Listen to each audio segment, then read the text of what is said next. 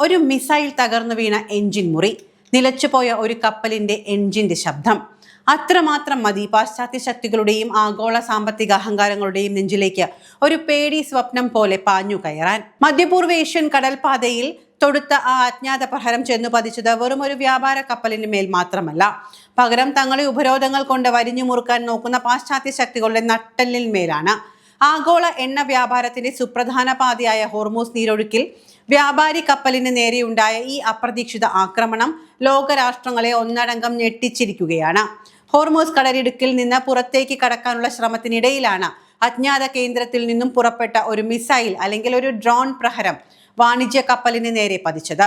പ്രഹരത്തിന്റെ ആഘാതത്തിൽ കപ്പലിലെ എഞ്ചിൻ മുറിക്ക് ഗുരുതരമായ കേടുപാടുകൾ സംഭവിക്കുകയും കപ്പലിലെ ഒരു ജീവനക്കാരന് ഗുരുതരമായി പരിക്കേൽക്കുകയും ചെയ്തു. UK മാരിടൈം ട്രേഡ് ഓപ്പറേഷൻസ് ആണ് ഈ ആക്രമണ വിവരം അന്താരാഷ്ട്ര സമൂഹത്തെ ഔദ്യോഗികമായി അറിയിച്ചിട്ടുള്ളത്.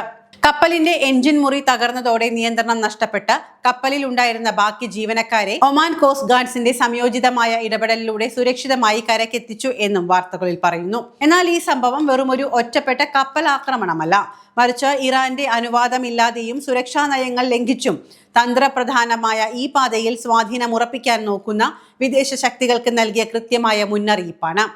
അതേസമയം ഹോർമൂസ് തുറക്കാനുള്ള ഒമാന്റെ ശ്രമങ്ങൾ അമേരിക്കൻ താല്പര്യങ്ങൾക്ക് എതിരാണ് എന്ന് കണ്ടെത്തിക്കൊണ്ട് ഒമാനെതിരെ ബോംബാക്രമണം നടത്തുമെന്ന അസാധാരണമായ മുന്നറിയിപ്പും ട്രംപ് നൽകിയിട്ടുണ്ട്. ചുരുക്കി പറഞ്ഞാൽ ഒരു കിളി പോയ അവസ്ഥയിലാണ് ട്രംപ്. അവിടെ നിന്ന് തൊടുത്തു വിടുകയും ചെയ്തു, ഇവിടെയോട്ട് എത്തിയിട്ടുമില്ല. നടുക്ക് പെട്ടുപോയിരിക്കുകയാണ്. വായുവിലെന്ന് പറഞ്ഞാലും തെറ്റില്ല. എയറിലായ ട്രംപിന് ഇനി എന്തൊക്കെ പറയണമെന്നൊരു നിശ്ചയവുമില്ല. ഇറാനുമായി ഒരു അന്തിമ സമാധാന കരാറിനായി നേരത്തെ നിശ്ചയിച്ചിരുന്ന 60 ദിവസത്തെ ചർച്ചാ കാലാവധി ഇന്ന് അവസാനിച്ചിട്ടുണ്ട്. ഈ ഒരു സാഹചര്യത്തിലാണ് നിലപാട് ഇപ്പോൾ കൂടുതൽ കടുപ്പിച്ച് പ്രസിഡന്റ് ഡൊണാൾഡ് ട്രംപിൽ നിന്ന് വലിയ പരാമർശങ്ങൾ വന്നിരിക്കുന്നത്.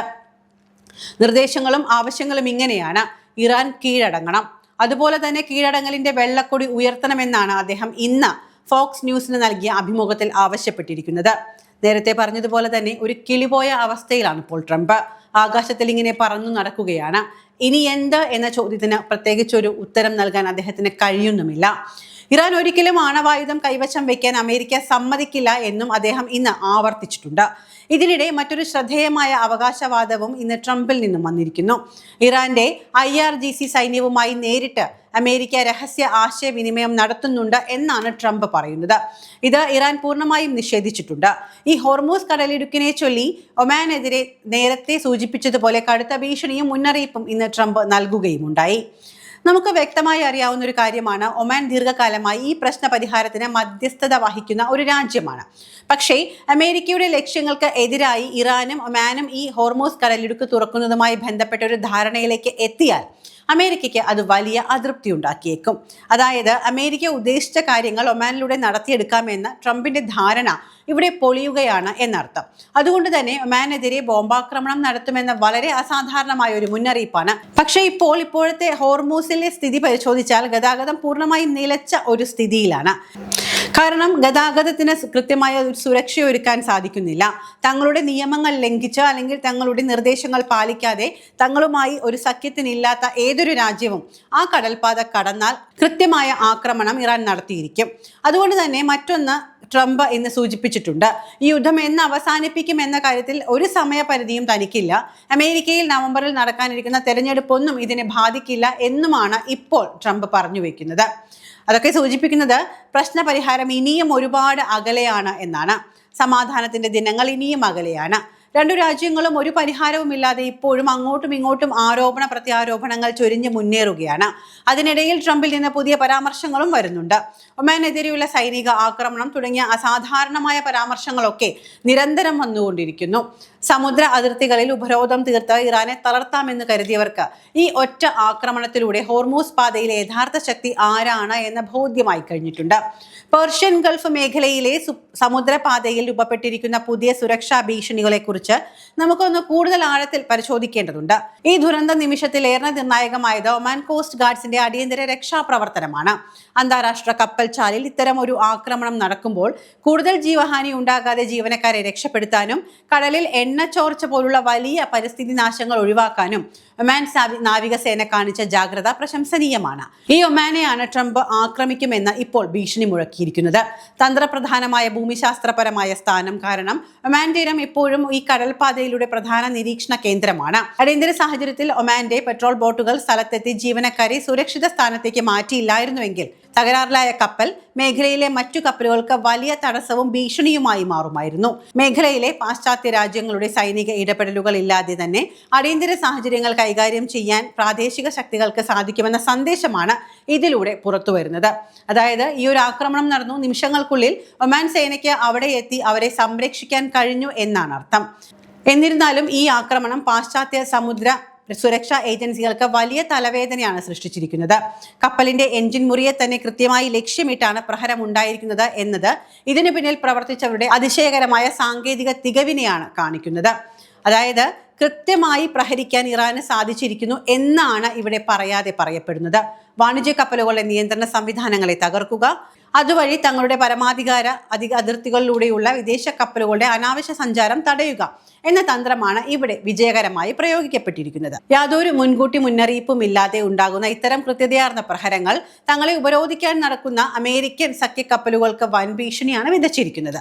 ഹോർമൂസ് നീരൊഴുക്കിലൂടെയുള്ള ഗതാഗതം കൂടുതൽ അനിശ്ചിതത്വത്തിലേക്ക് നീങ്ങുമ്പോൾ അത് അന്താരാഷ്ട്ര സമുദ്ര ഗതാഗത കമ്പനികളെയും പാശ്ചാത്യ ഇൻഷുറൻസ് ഏജൻസികളെയും ഒരുപോലെ ഉലച്ചിരിക്കുകയാണ്. സാധാരണയായി ഒരു വാണിജ്യ കപ്പൽ യുദ്ധസാധ്യതയുള്ള മേഖലകളിലൂടെ കടന്നു പോകുമ്പോൾ വൻ തുകയുടെ യുദ്ധസാധ്യത ഇൻഷുറൻസ് അഥവാ വാർ റിസ്ക് പ്രീമിയം നൽകേണ്ടതുണ്ട്. എന്നാൽ ഇത്തരം ആസൂത്രിത ആക്രമണങ്ങൾ പതിവാകുന്നതോടെ അന്താരാഷ്ട്ര ഇൻഷുറൻസ് കമ്പനികൾ പേർഷ്യൻ ഗൾഫിലേക്ക് പോകുന്ന കപ്പലുകൾക്ക് ഇൻഷുറൻസ് കവറേജ് നൽകുന്നത് പൂർണ്ണമായും നിർത്തിവെക്കാൻ നിർബന്ധിതരാവുകയാണ്. ഇറാനുമേൽ ഏകപക്ഷീയമായി ഉപരോധം ഏർപ്പെടുത്തിയ രാജ്യങ്ങൾ തന്നെയാണ് ഇപ്പോൾ സ്വന്തം കപ്പലുകൾക്ക് ഇൻഷുറൻസ് തുക ലഭിക്കാതെ പ്രതിസന്ധിയിലാകുന്നത്. ഇൻഷുറൻസ് സുരക്ഷയില്ലാതെ ഒരു ഭീമൻ എണ്ണക്കപ്പലും ഇൻഷുറൻസ് പരിരക്ഷയില്ലാതെ ഒരു ഭീമൻ എണ്ണക്കപ്പലിനും സമുദ്രത്തിൽ ഇറങ്ങാൻ സാധിക്കില്ല. ഇതോടെ കപ്പൽ കമ്പനികൾ തങ്ങളുടെ റൂട്ടുകൾ ദീർഘിപ്പിക്കാൻ നിർബന്ധിതരാകും.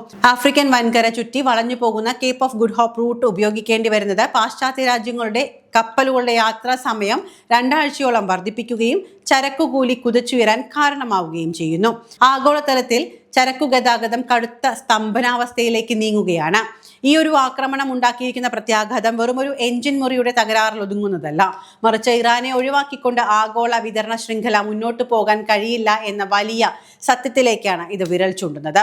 ഇത്തരത്തിൽ ആക്രമണങ്ങൾ തുടർച്ചയായി ഉണ്ടാകുന്നത് ഇന്ത്യ, ചൈന, ജപ്പാൻ, ദക്ഷിണ കൊറിയ തുടങ്ങിയ ഏഷ്യൻ രാജ്യങ്ങളെ ആയിരിക്കും കൂടുതൽ ബാധിക്കുക എന്നതും ശ്രദ്ധേയമാണ്. കാരണം ഈ രാജ്യങ്ങൾ തങ്ങൾക്ക് ആവശ്യമായ ക്രൂഡ് ഓയിലിന്റെ സിംഹഭാഗവും ഇറക്കുമതി ചെയ്യുന്നത് പേർഷ്യൻ ഗൾഫ് മേഖലയിൽ നിന്നാണ്.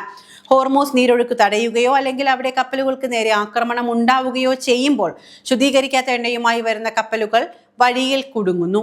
എന്നാൽ ഈ പ്രതിസന്ധിക്ക് യഥാർത്ഥ കാരണം ഇറാന്റെ നിലപാടുകളല്ല, മറിച്ച് മധ്യപൂർവ്വ ഏഷ്യയിൽ അമേരിക്ക നടത്തുന്ന അനാവശ്യ സൈനിക ഇടപെടലുകളും ഭീഷണിയുമാണ് എന്നത് വ്യക്തമാണ്.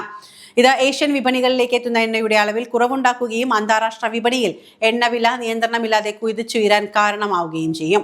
എണ്ണവില വർദ്ധിക്കുന്നത് വികസ്വര രാജ്യങ്ങളിൽ വലിയ രീതിയിലുള്ള സാമ്പത്തിക പ്രതിസന്ധികൾ സൃഷ്ടിക്കും. നിത്യോപയോഗ സാധനങ്ങളുടെ വിലക്കയറ്റം, പണപ്പെരുപ്പം, രൂപയുടെ മൂല്യ തകർച്ച എന്നിവയിലേക്ക് ഇത് വഴിതെളിക്കും. പാശ്ചാത്യ ശക്തികൾ മേഖലയിൽ ഉണ്ടാക്കുന്ന യുദ്ധഭീതിയുടെ അലയൊലികൾ ലോകത്തിലെ സാധാരണക്കാരായ ജനങ്ങളുടെ അടുക്കളയിൽ ഫലിക്കുമെന്നതാണ് യാഥാർത്ഥ്യം. ഇറാനുമായി സമാധാനപരമായ ചർച്ചകൾക്ക് തയ്യാറാകാതെ അമേരിക്ക കാണിക്കുന്ന പിടിവാശിയാണ് ഈ ആഗോള പ്രതിസന്ധിക്ക് ആധാരം.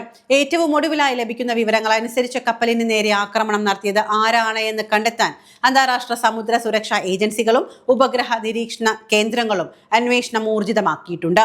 എന്നാൽ ഈ ആക്രമണത്തിന്റെ ഉത്തരവാദിത്തം തൽക്കാലം ആരും ഏറ്റെടുത്തിട്ടില്ല എന്നത് പാശ്ചാത്യ രഹസ്യാന്വേഷണ ഏജൻസികളെ കൂടുതൽ പ്രതിരോധത്തിലാക്കുന്നു.